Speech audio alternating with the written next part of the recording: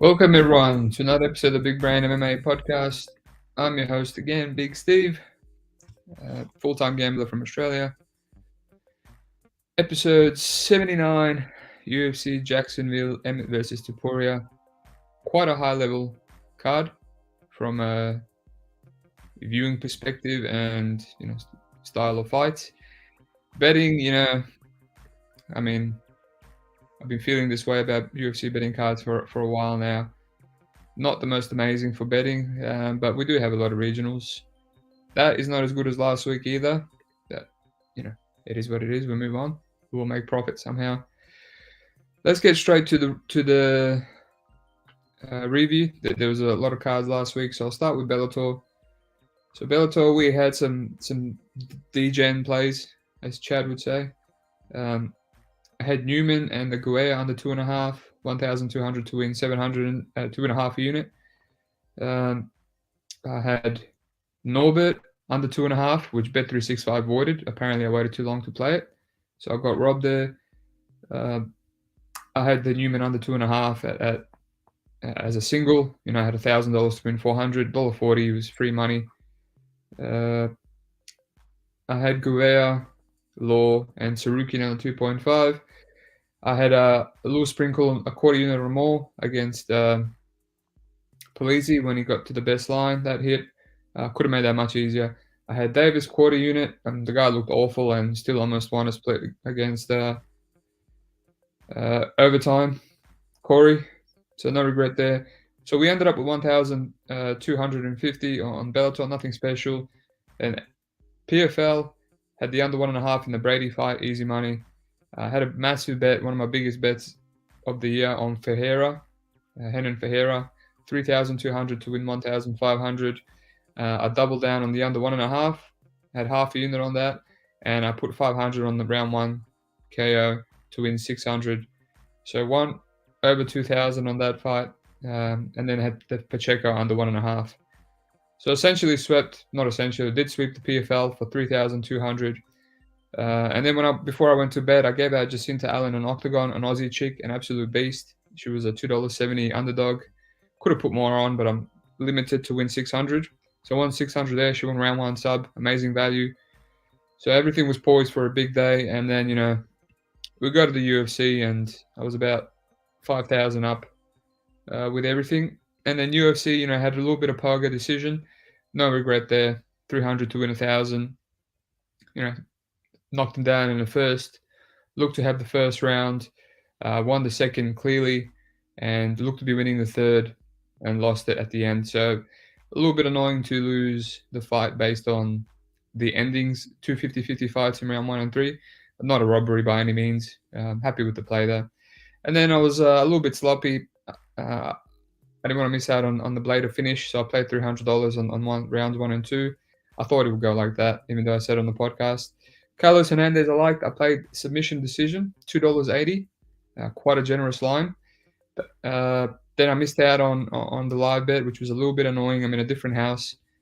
Connection's not the best. My phone wouldn't work, so I was going to hammer that at round 1. But either way, still hit the bet. It was going to be very tilting when he landed that headbutt.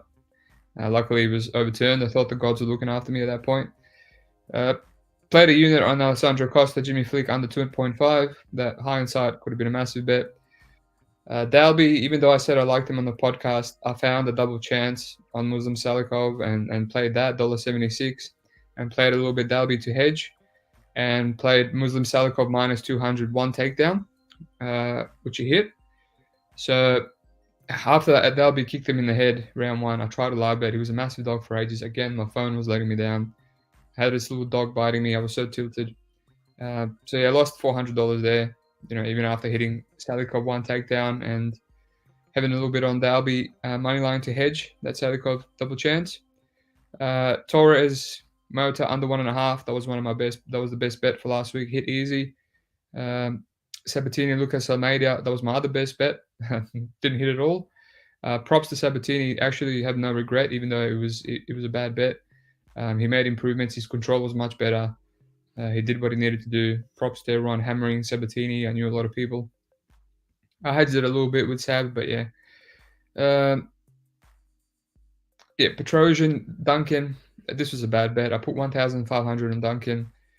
I don't know. My gut's been great. A lot of these bets that I make on the day, the gut feeling is strong. Like Carlos Hernandez. Sandro Costa flick under 2.5. So I just had this gut feeling about Duncan, even though there wasn't much value on the line. I just thought he was going to land big moments in at least 1 or 2 rounds to win a decision at worst case. Because Armin is just very small margins, just volume-based kicking decision at best. And I thought he was going to get cracked, or he was just going to be the less athletic guy. Yeah, a little bit of Duncan not fighting to his level, and definitely a bad bet. So that's the only one that bothered me really. And then I had some Armin, in like a DGen parlay with Nemkov and Bertullo from ONE FC, and then I had the under 1.5 at plus money small on Bet Online. I had the under 2.5 in that parlay with Govera and Law from Bellator. So I almost lost all those. But it looked like I was going to lose, everything. I put another 1,500 and doesn't go. So it was going to be one of my worst days. Luckily finished in the end. And nothing on the main event. So in the end, I lost 1,400 on UFC, which is nothing, just under a unit. I didn't lose all my profits that I worked hard for in PFL, Octagon. So I was happy, but now the more I think about it, it's just I was very sloppy. Yeah, kind of bothering me. So looking forward to getting back in profit and forgetting about it. I don't usually bet like that. Kind of just threw away easy profit. Pauga. I live bet with Cascas, so I was out of that hole. Hernandez, easy money, under 2.5 flick. Dalby was easy money. Torres, Mota under 1.5, and even losing Almeida, I was still going to be in profit. So a little bit annoying, a little bit sloppy, but whenever I'm sloppy, I come back more disciplined. So let's move on. Hopefully you didn't get bored to death listening to that. First fight, Cody Brundage, Sedriques, Dumas. Interesting one, shit show fight. I can't really say much about this other than I taped it first. The under 1.5 was much better. I didn't really want to play it. I could see a lot of, wrestling success from Brundage. He has gone long before with his wrestling. And, I didn't really know who finishes who. I also lost under 1.5, playing it on the day against Josh Fremd by like 30 seconds. So I passed there, and I passed on the Pick'em line. I thought Pick'em was accurate, maybe Cody's slight favorite. And now that he got steamed like this, I just took a loose poke on Dumas. I have no idea how the fight's going to go. I tried to fade Dumas on Contender Series. I don't think he's great. But Cody's a flake. This is just a numbers play. There's a chance he gets an arm triangle choke if he just continues to dominate Dumas on the ground and Dumas flakes. Because his issues are takedown defense and striking defense. But yeah, it's a dog or pass. I'll probably just have a quarter unit on Dumas and, hope the Cody flakes again. Tatsuro, Taira, Kleydson, Rodrigues. Another fight I can't really get a read on. I mean, Kleydson, I've bet him a few times. I kind of pussied out and didn't hammer him against Shannon Ross just because the minus money. I've got a friend that I talk to, and he's really good at taking advantage of squash matches. We both had it at minus 200, and I mean, 1 minute KO, that's still a value. And I had the under 2.5 to pick him, and I reduced. That should have been a red panty. But yeah, I mean, he kind of gave me some flaky vibes against CJ Vergara. I bet him against Caratolo, and I bet Vergara live bet, and CJ still almost lost that. So I want to see more footage. His regional footage is very all over the place. Very raw, athletic dude. And then Shannon Ross fight didn't tell us anything. He can be taken down. But the main thing is I still have questions about Tatsuro Taira as well. So that's the reason why I'm not really interested in laying the juice. I'm not really interested in playing the dog money. The under could get my money. I mean, it's quite generous. I'm pretty sure Kleydson is a black belt. He trains at the Nagera gym. He's got a bunch of subs on his record. And he almost got a calf slicer, and he seemed fine on the ground, explodes out of things. And I think Taira might have some issues early, while Kleidson's explosive. Had issues with CJ as well. So this could be a live bet fight where I live bet Taira. as Kleydson potentially slows down, maybe exerts some energy, and potentially look at the under 2.5. But I don't have strong convictions. I don't want to play to either side at the moment. Alrighty, next fight. Jamall, Emmers, Jenkins. Now this fight, I do actually have not a strong read, but I can, have a strong take. Not a strong take either. I can read the fight. I thought I'd be on Jenkins as a big underdog. I'm taping his fights. I remember him. He's from Australia. He trains at Absolute MMA, which is 40 minutes from me. I've trained there a bunch. I do jiu-jitsu there every Friday. Cross train. And he's my hometown dude. Very technical guy. Very smart. Good distance management. Picks his shots. Chews away with the calf kick. And he's actually got a wrestling and grappling background as well. So he's rounded out his game. You love to see it. But he's got some issues. When people bring the fight to him and they don't want to play that technical fight, it can get a little bit sweaty. He's had some bad moments against Linares, even though Linares did everything he could to lose that fight. Had some bad moments against Shyness, and Shyness is the bottom of the barrel guy. When you go to Emmett tape, he does have bad IQ and he makes issues, but the guy I feel like he's at least another level ahead. I think he's definitely UFC level. He's fought the who's who. He's beaten Sandhagen. He's fought Thiago Moises. Hussein Ashkabov, even though people are crapping on him as a fraud Russian, I mean, Hussein put up a fight there, and Emmers beat him because he's a very, very well-rounded fighter. So yeah, I just think Emmers is a step up above, and I think he has a lot of advantages. The reach, the athleticism. Polar opposite dude. Emmers is a lot more all systems go. He's always throwing 1-2s, and he's always aggressive and mixing in takedowns, whereas Jenkins is always waiting for his picking his shots and waiting for his time. I think Emmers just going to edge him on the activity and those advantages. But I mean, the calf kick's going to be there. He's been calf kicked by Kachero, Ashkabov. It's there because he has a good jab, but he's heavy on the front foot. Jack can definitely take advantage. It's just I don't want to bet on the dog based on that one thing, the calf kicks. I've tried it before and I've been punished. I'm trying to not put my money just because of that one calf kick, because if the calf kick doesn't work out, I've been burned before. So this could be a live bet fight. See how Jamall is looking. If he's starting to slow down, if Jack is in the fight, then I'll just live bet it. At the moment, it's a pass. All the overs are juicy. Everything's a bit. How you going?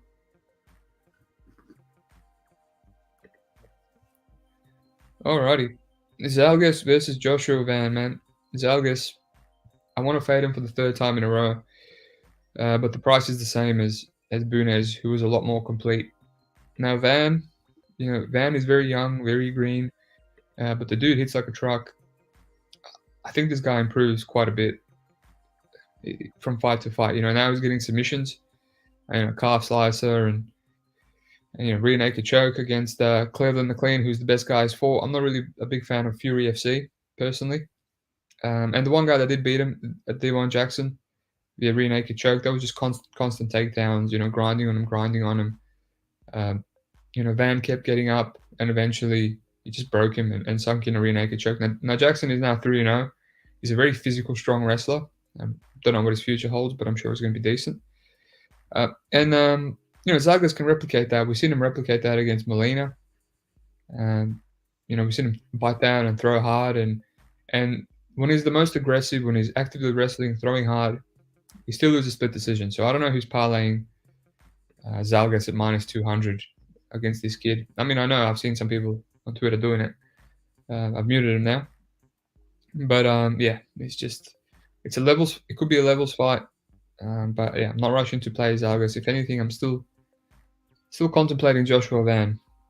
I know I gave out his KO prop on Lou Betcher's show yesterday. You should go listen to that. It was pretty fun. Something a little bit different. But it's too similar to the money line for Josh Van. I would just play his money line because Zhalgas is durable and has good submission defense. So maybe Joshua Van by decision is good. Let's check that out. Joshua ran by decision. Ooh, $6. Not bad. That could get my money. UFC betting experience. Van split. Ooh, Jesus, that's a big price. Plus 1,600. That's a very big price. Potentially, I don't have those, unfortunately. Alrighty. Tabatha Ricci versus Gillian Robertson. I see this one being a popular one. Now, this whole card, right, money's coming in on Gillian, and then I played a little bit on Tabatha Ricci at $1.80, just under pick'em, and it's moved slightly. I'm not feeling amazing about it. I taped every single fight available from Tabatha Ricci, and there's just no footage of her on the back. You know, all the LFA, everything. So it's like you want to see what she's going to look like on the back. But from what you've seen, you know, the best thing you can fight is Jessica Penne. You know, a noodly, non-athletic girl that tried to take her down, and she stuffed her a couple of times. No, she looked amazing in that, not just because Jessica Penne is washed. She looked a lot more faster, explosive. You know, she's obviously improving as well, even though she's in the prime. I'm just wondering what the people betting the Gillian side, what I think. Obviously the size is a big one. She's 5'5". She's a lot better at strawweight.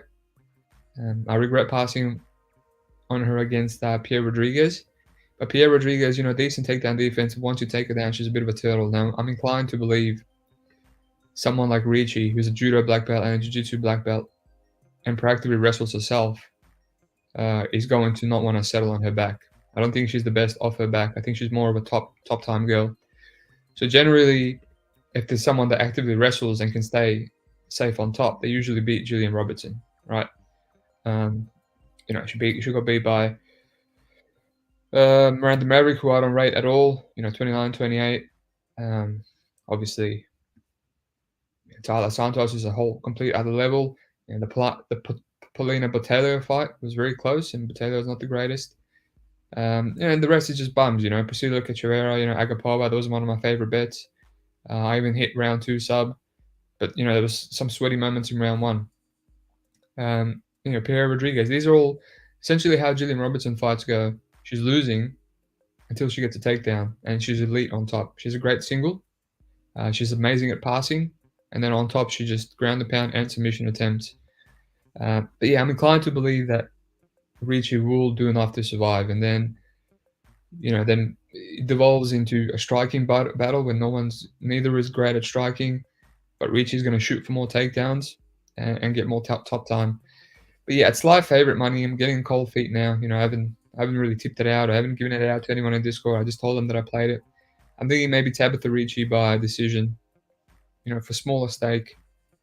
She's definitely not finishing, you know, Gillian. She hasn't finished worse girls in the UFC. Jessica Penne is the only girl she finished. So yeah, I'm leaning Ricci by decision as someone that can get more takedowns, but I have to look more at Gillian Robertson's fights, even though, you know, there's not much to look at really. I know her well. I've been betting her for years and years. The JJ Aldrich fight, she got completely shut down.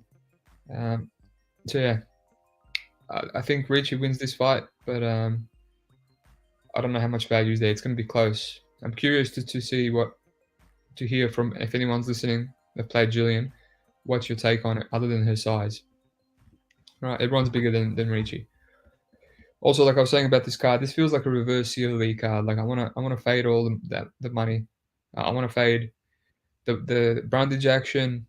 I feel like fading Kleydson action. Did I skip Trevor Peak? I did. Trevor Peak versus Chepe Mariscal. My bad, guys. I skipped the best fight on the card. Yeah, speaking of fading CLV, definitely want to fade this one. So this is another one that I taped early. I know Chepe very well. He's been fighting the who's who on the regionals. I thought he would never get in the UFC because he just fails at that final step, that final hurdle. And you know, I looked at into that LFA main event against Faria, and I thought Faria might knock him out because one of my friends was playing him. And then upon taping it in detail, I said, "Oh, yeah, Chepe's not bad. Chepe might knock him out too. He's a lot more faster. He's more explosive. He's a gritty dude." And yeah, he ended up knocking him out. And I taped this fight when Trevor Peak was minus 200, and I didn't really want to play Chepe because I remember him being chinny. And then upon rewatch, I don't think he's as cheating as I remember. Like, he did get dropped by Garcia like 7 times, and he got dropped with the first punch. But he did survive. He kept rolling. And then at the end, the stoppage was an early stoppage. And I was looking for some more drops. Obviously got destroyed by Brito, which Brito can do that to anyone. And I was like, it's more so how reckless he is and his lack of defense. So yeah, I kind of regret passing on that big dog money on Mariscal. I mean, I take both Brundage and the Mariscal fights early, and I didn't play anything. But Mariscal is the one that I actually regret. Not because I'm confident in Mariscal. I think there's potential that he still gets knocked out. More so because I could just arb out for easy profit. And on a card like this, I would kill for some easy profit. But yeah, now that it's Pick'em, I think I might have a play on Trevor Peak here. The narrative is that he's training full time now, which, I mean, he's only going to get better and better. He has a lot of holes, but he has a lot of intangibles that people look over. Now, I played him against Malik Lewis, who's a big dude, plus 160. That was a little bit sweaty. He almost got knocked out and he came back and knocked him out. You can't teach heart. Peak is an animal. He's got a good chin. He might get dropped. He might get taken down. Eric Gonzalez kept taking him down. But eventually he's just going to keep getting up. He gives his back up. But you just can't, he hasn't been submitted. Other than his, amateur fight back in 2014. He's very hard to hold down. He's very hard to control. He's just got a lot of strength, a lot of power, and obviously a lot of heart. So the dude is an animal. So yeah, I'd pick him against short notice Chepe, who's moving up from featherweight. I think Trevor's going to get my money. And this fight is a perfect encapsulation of fading the money on this card. That's how I feel. So yeah, I thought about peak KO, but it's at this point it's like 20 cents difference from his money line. So no need to get tricky. Finally, we got some comments. Herb Dean, the gold standard. Gillian by points, plus 290. Decent. I mean, I guess so. Evan, how are you, sir? Thanks for listening, everyone. Herb, I'm going to miss you, mate. I'm going to miss you. No one's asking about parlay pieces anymore since you were gone. Alrighty. Next fight. Mateusz Rębecki, Lloyd Radzhabov. Now, great fight. One of the highest level fights on this card. These dudes are solid fighters. I taped this first on Sunday right after the UFC. Get a bit of a head start. And I thought I would be on Rębecki. He was a slight favorite. I know him well. Taped him multiple times. Won money on him in contender. Lost money on him by finish against Fiore. What it comes down to this is I taped thinking that Rębecki is the more explosive, quicker guy and the better wrestler. And I would take him at slight minus money. But upon tape, I just felt like they had the same similarities, same issues. Both hittable. Both have decent wrestling, but not the best control. Both might have cardio issues, except I'm not as confident about Rębecki having cardio issues, just because he slowed down against Fiore. I think that was him trying to kill the guy. And I was more impressed with how he kept pushing the pace, even when he slowed down. And Loik is the same. Loik does the same stuff. He always slows down and he always pushes. I mean, he's got 5-round title fights in PFL and he's pushing through. So yeah, I mean, I know Loik incredibly well. I mean, he's got so many fights in PFL, high-level fights, title fights. I've been trying to play him and fade him in PFL, and then I faded him against Esteban Ribovics as a big favorite. And people are telling me that's a stupid bet. Ribovics is crap. And came down to round 3, and Ribovics almost knocked him out in 2, and he almost beat him in round 3. Took his back, and I was a little bit salty watching that, retaping that fight. I thought he had a case of winning that. But yeah, his issues is good wrestling, but no control and not the best defense. High guard. He's probably going to be walking into the overhand left from Rębecki. My only issue with this fight is I don't have the amount of footage on Rębecki as I do Loik. So I know Loik inside and out. Loik can also crack. And Rębecki, like I said, they have the same issues. They're both hittable. The only adversity I've seen from Rębecki is slowing down against Fiore, being a little bit hittable, and losing position in a couple of fights. Where he takes people down and then he gets reversed, but then he instantly wrestles up. I feel like this is the wrestling's gonna negate itself. They're both gonna be getting takedowns. They're both gonna be getting up. They're gonna be throwing bombs at each other. They're both durable. So at minus money for Rębecki being slightly faster, maybe having the better explosive takedowns, I'm not really interested. I think this could be a war. And I'm kind of leaning Rębecki now. Loik Radzhabov, now as he's becoming more and more of a dog. But I'm just gonna pass and look to live bet it. I think this is a high level fight. Very, very interesting high level fight. Randy Brown, Wellington Turman. I can't get a read on this fight. I'm gonna do some more tape because someone in the Discord says they like a particular side, and I respect his opinion quite a bit. Wellington Turman is dropping down. It's not the first time he's dropped down. He's been been at welterweight on the regional scene. Fought quite a bit there. But yeah, the guy, no defense. Getting knocked out by Andrew Sanchez, massive red flag. He just wants to grind. He loves being on the back, lifting you up and slamming you from the back. Control is his main thing. He can lose position. And yeah, chin issues and hitability issues and cardio issues. He's got underrated power. He's willing to throw down and he's young. That's his best assets. Randy Brown, hard to trust this guy at this kind of juice. He's chinny. He doesn't defend calf kicks. He dances around and goes to decision in fights that he can finish. If anything, I really rate his submission offense. He triangle choked Wally Alves, who's a really good black belt. I wouldn't say really good, but a dangerous black belt. And one-armed rear naked choked Alex Oliveira after he dropped him. The under could be the play here. Turman's going to push the pace. I've seen Randy Brown knocked out before. He was taken down and had his back taken by Francisco Trinaldo, which not saying Turman's going to finish him. I think he does have good submission defense, but it's a potential option there. If anything, I like Wellington Turman's chance to maybe crack him or drop him at welterweight. So the under could be the play here. I gave Lou, Randy Brown submission yesterday as a nice big prop. Potentially a club and sub. But yeah, it's a weird fight. Weird shit show fight. Like, what do you... I don't know. The under or nothing here. All I can see a big tilting with, Randy Brown doing his dancing after he drops Wellington Turman. But yeah. Unfortunately, I have to look into it because I respect someone's opinion, but horrible fight. Evan, where is Herb going? I don't know, mate. Ask him. I think he's he took all the information from the Discord and bailed. UFC betting experience. PKO round 1, I assume, is plus 260. Round 2, plus 850. Chepe can survive 5 minutes, hopefully. I think he can. I see the under. I didn't mention the under 1.5. It's a bit juicy for me. I'm not a fan of it. Peak usually goes. He went over in Contender Series.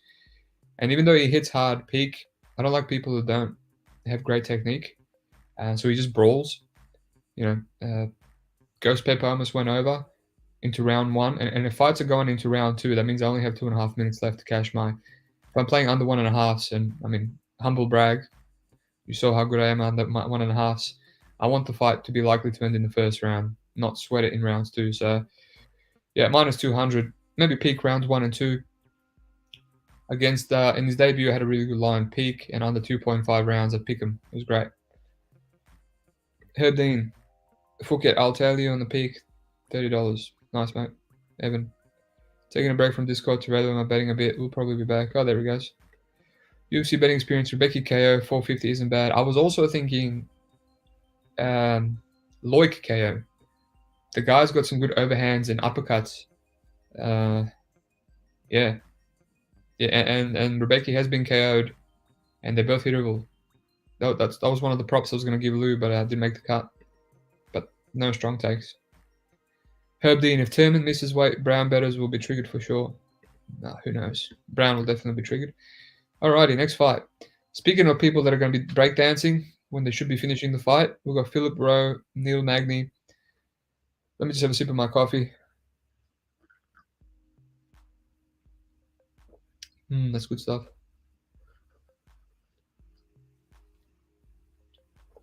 Yeah, tons of money on Neil Magny. This is the Twitter echo chamber of the week. Look, I get it. You tape Philip Rowe versus, anyone really, Jason Witt, and he's just, or Orion Kosuke, and the dude is just on his back for 5 minutes and pulling guard and not be able to stand up. So you can obviously assume that Neil Magny is going to have a clear advantage in the cage humping, which he does. He cage humps people. But, he doesn't really cover this line usually. And is a decision machine. As much as I hate Phil Rowe, I think Phil Rowe's improving. He's got all the finishing upside. He matches Magny's reach and height. He's definitely got the faster and more dangerous hands. Both these guys have advantages in terms of, they kind of start off slow. They get dropped, taken down, and then they come on in the third round. Magny 1-1 against Rodrigues, comes on strong in the third, finishes him. Gets dropped by Max Griffin, comes on, has a close rounds too, comes on strong in the third. Same as the Jeff Neal 1-1 into the third. Jingliang Li was wrestling him, grapple fucking him in the first, and then he came strong in 2 and 3. Rocco Martin fight, I thought he lost. All these fights, they're just close, right? They're just close. Couldn't even finish the wash, Robbie Lawler. But you can't ignore the Michael Chiesa fight and Joaquin Silva guillotine and choking him in the grappling fight, right? So if you look at Phil Rowe's fights, the Gabe Green fight, Gabe Green kicked the crap out of him, calf kick and the power. And, Magny just doesn't have that power in his punches. He doesn't have that strong calf kick. He might go for takedowns, but Phil Rowe kept sweeping him. Phil Rowe is a decent black belt, training with Jacare, etc., etc. He's got a really good half-guard sweep. That's one of my favorite moves too. He just kept reversing. Gabe Green, Gabe Green is more of a jiu-jitsu guy. But he stayed on top of him for most of round 3. So if this is 1-1 into the third, who knows who's going to win it? But if Phil Rowe is a big dog, after being taken down, and pulling guard, just know that Phil Rowe is going to come on strong in the later rounds. And I think the guy's confident. He's improving. It's in his hometown. I'm not advocating for a play. It is Phil Rowe, but it's definitely a dog or pass. I get it, but I just no way I could play this line on Magny. Shame that's not a main card fight. Hopefully some good takedown props on that. But Brendan Allen, Bruno Silva. I want to keep this one close, short and sweet. Big regret not playing Bruno Silva, at least for half a unit against Tavares.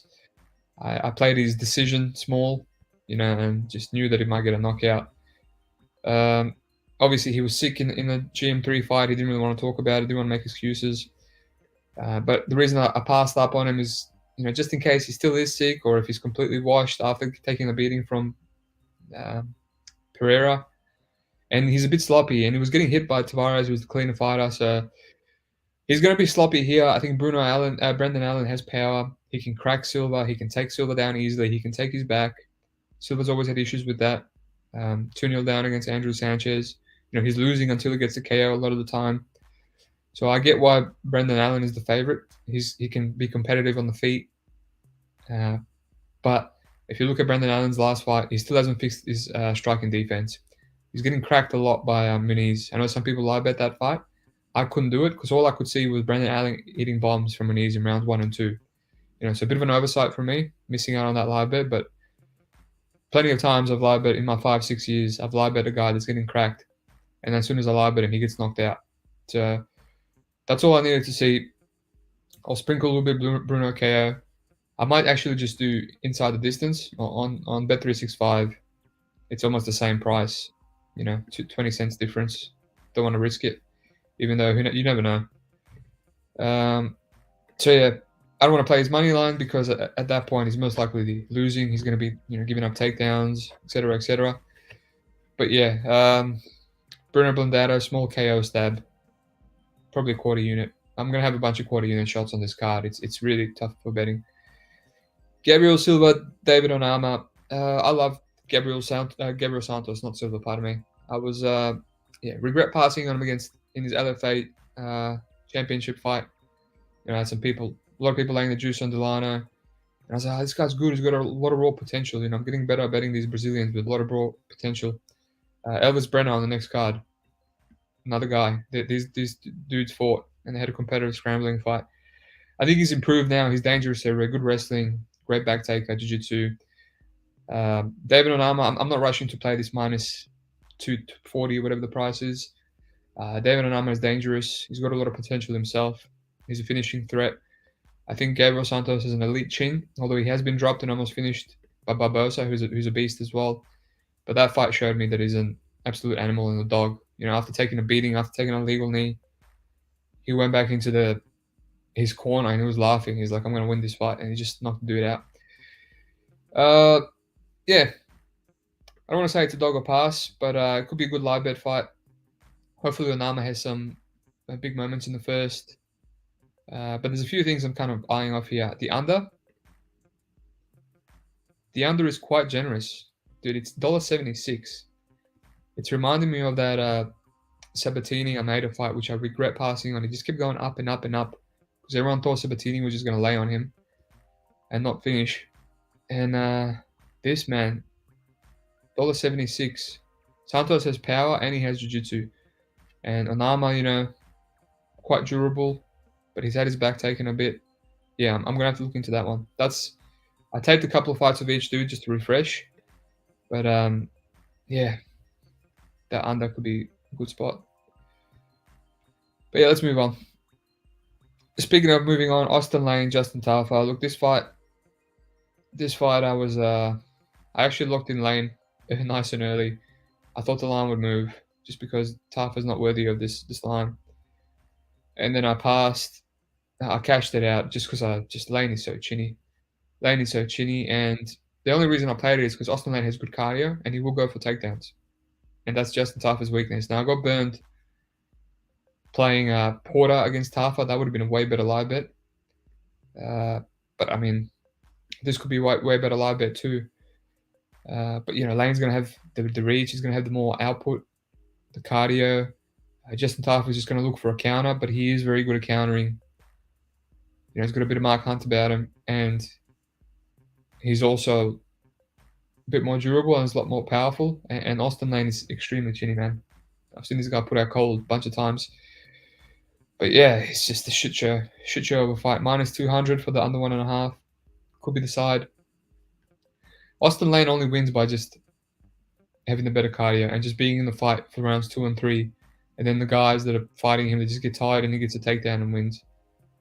I faded him in Contender Series against that really solid Muay Thai guy. The Muay Thai guy took him down. I can actually see Tafa taking him down. That's how bad Lane's wrestling is. And then he reversed Lane and just ground and pounded him to a KO. It was just such a meme fight. So, passing on this crap. Amanda Ribas, Macy Barber. Passing on this too. I will look into it some more. Amanda Ribas at this line. I thought maybe I would like some Amanda Ribas and starts round 2. Same game parlays. Juice up the money line. But yeah, man, watching that Viviani fight, she's getting hit. I feel like this is one of those ones, people talking about her chin for 2-3 fights. They're like, oh, Caitlin Chukagian can hurt her chin. Vivian can hurt her chin, and we haven't seen it. I feel like it's now that people are hammering it. Now this is the time that the chin's going to come back when people forget. This happens all the time. There's a narrative, and it doesn't happen for a bit. People forget about it, and then it pops its head in the fight when everyone is confident. So this is another fight where at this point, I would rather just look at Macy Barber. Say what you will about her, maybe she's getting robberies, but she's winning round 3 a pretty high clip, and she's having big moments. She cracks hard, which is what judges look over sometimes for scoring. And I bet Lee, live bet Lee, and I don't know if it was a robbery per se. The 30-27 was, but it's just she had bigger moments than Angela Lee, or Andrea Lee. So it is what it is. So keep that in mind. Ribas is going to have the output. She's going to be a lot more fleet-footed. She can get some judo throws, better jiu-jitsu. But if Macy Barber pushes her up against that cage, she's a lot more physical. Who knows? So dog will pass for me. And Topuria, Emmett, I don't know, man. This fight, I taped quite a lot of these fights of each of these dudes, and I don't know. No strong takes here. No strong takes. I leave feeling like there's going to be some value in Emmett. The guy's durable. He's been good to me. He's been an amazing dog. He's got no quit. He's durable. He's got good output for a guy that swings bombs. He's got a lot better footwork. He's in and out. He closes distance well. Topuria just high guard, comes into the pocket. He's there to be hit. I think he is quite durable. The fact that I've seen him drop multiple times and he gets up and he keeps coming, he's not phased. But you don't want to do that against Josh Emmett. I feel like this could be a good live bet fight. I feel like, you can see Emmett fighting within himself, kind of like did against Qatar. Maybe having a couple of big moments on Topuria, landing once or twice, stealing the rounds, wobbling him, cracking him. But then again, I can see Topuria doing that to him as well. Emmett's taken a lot of damage, man. He's 38 years of age. I saved myself. I was going to try play him as a Matador against Yair Rodrigues just because of Yair's defense. And look, Yair had the kicks. Topuria doesn't have the kicks. And even then, Emmett cracked him and dropped him, wobbled him with a big overhand. He still has that. I think Yair's chin is insane. Topuria's could be too. But yeah, I can't really get a read on this one. I feel like Emmett's going to be looking value at least at the start. And I think we're going to get a lot of questions answered about Topuria unless he runs through him. And if he runs through him, then good on him, man. That's going to be impressive and give him the title shot, Herb Dean, would rather Magny decision or would you rather Magny decision plus 115 or minus 170 money line if you had to choose? Well, look, you kind of answered your own question there. I'd rather the plus money. But I mean, Phil Rowe's a little bit flaky. He's a bit of an idiot. I'll play, Magny round 3 or decision just because round 3 is his best round. He's probably gonna, if he is gonna win by a finish, he's gonna sneak something in round 3 if he has a lot of top time. But yeah, interesting fight to say the least. All right, let's quickly go over it. Cody Brundage, Dumas, shit show. I have a little bit of Dumas, not much confidence. Tatsuro, Taira, Kleydson, Rodrigues, just no strong takes. I'm looking at the under. Jack Jensen's, Jamall Emmers, dog or pass, but not really interested in the dog. Trevor Peak's probably going to get my money, so that could be a play. Joshua Van, I'm still 50-50 on him. You know what? He's probably going to get quarter of my cash. Tabatha, Ricci, Gillian, Robertson. I have Ricci money line. I'm not feeling the greatest about it anymore. Might just play her decision for a quarter. Rębecki, Loik pass, Turman, Brown pass. I'll look at the under. It's quite generous. Phil Rome, Magny, Dogger pass. Bruno Silva, I might have quarter unit on Bruno Silva KO.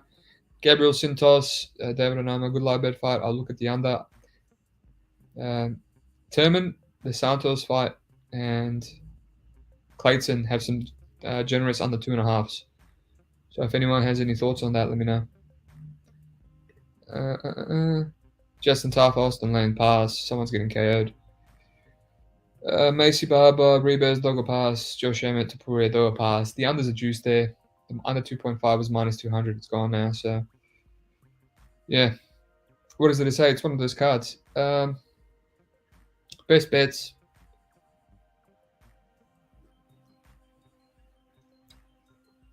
Hard to give a best bet, really. I gave you some last week.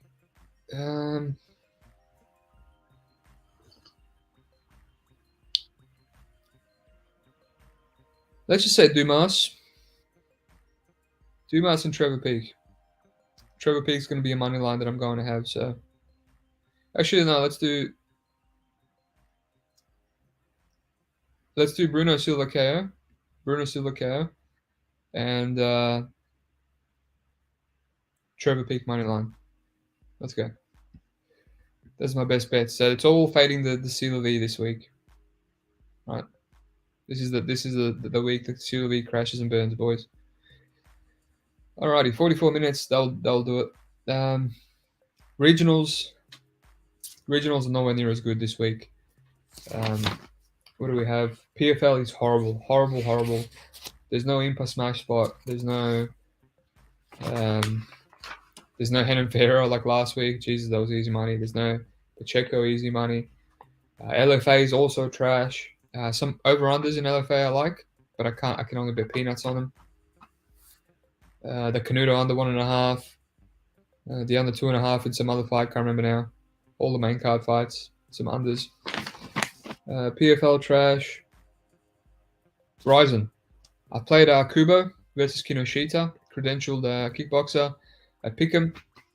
Kinoshita, 6-6 karate guy. He's been knocked out like 5 times by like really bad dudes. I think it's going to be a stand-up fight. I think the kickboxer is going to knock him out again. It was a Pick'em. Now it's Kubo's taking a little bit of steam. And I've got a parlay of, what's his name? Let me check now. Of Yashuke Yachi. He's fighting Zach Zane. Main job of the regionals. And I've parlayed him up with the Aussie guy, Trent Girdham. He's a really good Muay Thai dude that actually has good takedowns as well. He went to decision with Hetuke Hiroto. I forgot his name. He used to be in the UFC. Survived a bunch of back takes. He's got good grappling, and this Jojo Koto dude, he's just not good anyway. He's a decent striker, but he gets wrestled a lot. I think Trent can strike with him. I think he can maul him on the ground. So I parlayed that for half a unit with Yachi. Yachi is a little bit washed. He's been losing too, but he really should beat Zach Zane. It's going to be embarrassing if he doesn't beat Zach Zane. And Kubo has taken a lot of steam now. So yeah, I'm gonna look at some Ryzen. I'm gonna look at some more. I'm gonna look at Aries for the first time in my life. Yeah, regionals are taking preference this week. If you want more options, Twitter, Discord, I'm in there 24/7. The Discord link is in the bio.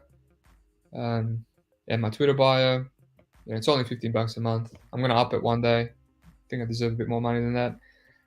But yeah, it's more so. I'm gonna address this now. A lot of people are saying I can't tail this. I didn't get to tail this. Blah blah blah. Look, it's not about tailing me. That Discord is about being able to live off your gambling winnings like me. It's not just me. There's a lot of sharps in there. We talk about good betting. We talk about good lines, what to bet, what not to bet. So it's about taking what's in there, everything that I offer. I'm in there 24/7, giving my leans, giving my opinions. It's about taking all that information for $15 a month and using it to actually learn how to live off your gambling winnings one day.